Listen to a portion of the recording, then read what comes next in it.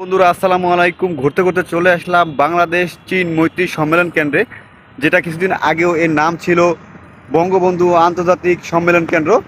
বিভিন্ন কারণে এর নাম বারবার পরিবর্তন হয়েছে। যাই হোক বন্ধুরা, আজকে আমি আপনাদেরকে এই চীন মৈত্রী সম্মেলন কেন্দ্রের বিভিন্ন বিষয়গুলো, বিভিন্ন জায়গাগুলো ঘুরে ঘুরে দেখাবো। তো আমার সাথেই থাকুন, চলুন। বাংলাদেশ চীন মৈত্রী আন্তর্জাতিক সম্মেলন কেন্দ্র, যা বঙ্গবন্ধু আন্তর্জাতিক সম্মেলন কেন্দ্র নামেও পরিচিত। বঙ্গবন্ধু আন্তর্জাতিক সম্মেলন কেন্দ্র নামে পরিচিত হলেও ঢাকার শেরেবাংলা নগরের আগারগাঁয়ে এর অবস্থিত। বাংলাদেশের একমাত্র আন্তর্জাতিক সম্মেলন কেন্দ্র হচ্ছে এই চীন মৈত্রী সম্মেলন কেন্দ্র। 2001 সালের সম্মেলন কেন্দ্রটির নির্মাণ কাজ সম্পন্ন হয়। এটির নকশা করেছেন Beijing institute of architectural designs and research. এটি মূলত বাংলাদেশ চীন বন্ধুত্বপূর্ণ সম্পর্কের বহিঃপ্রকাশ।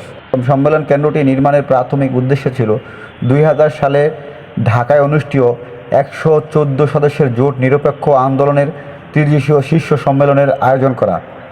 এই উদ্দেশ্যে 2000 সালের দিকে 5 কোটি মার্কিন ডলারের চীনা অর্থায়নে 50,000 বর্গমিটার জায়গায় এর অবকাঠামো নির্মাণ কাজ শুরু করা হয়। কেন্দ্রটি নির্মাণের জন্য প্রায় 400 জনের মতন চীনা ইঞ্জিনিয়ার এবং কারিগর কাজ করেন। 2001 সালে নির্মাণ কাজ শুরু প্রায় 17 মাস পর কেন্দ্রটি নির্মাণ কাজ সম্পন্ন হয়।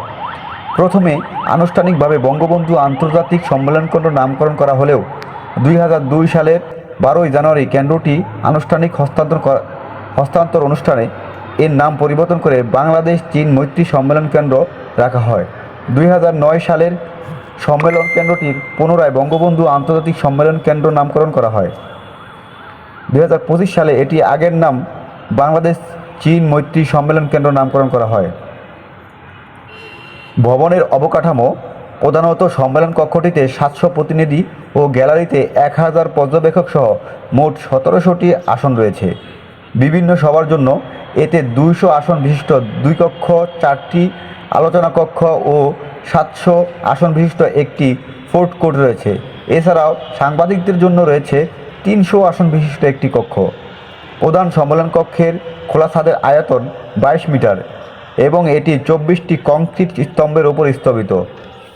মোট সম্মেলন কেন্দ্রটি 50,000 বর্গমিটারের হলেও এর মূল ভবনটি 20,000 বর্গমিটার জায়গার উপর নির্মিত ও ভবনের চারপাশে খোলা প্রাঙ্গণে আছে প্রায় 30,000 বর্গমিটার। সম্মেলন কেন্দ্রটিতে 700 গাড়ি পার্কিংয়ের ব্যবস্থা রয়েছে। 128টি দেশের পতাকা স্থাপনের দণ্ড রয়েছে। পতাকার দণ্ডগুলো পানির ফোয়ারার চারপাশে স্থাপন করা হয়েছে। কেন্দ্রটিতে নিয়মিতভাবে বিভিন্ন বিশ্ববিদ্যালয়ের সমাবর্তন, জাতীয় ও আন্তর্জাতিক সম্মেলন, রপ্তানি মেলার আয়োজন করা হয়। সম্পূর্ণ কেন্দ্রটি ইলেকট্রনিক পদ্ধতিতে পরিচালনা করা হয়ে থাকে।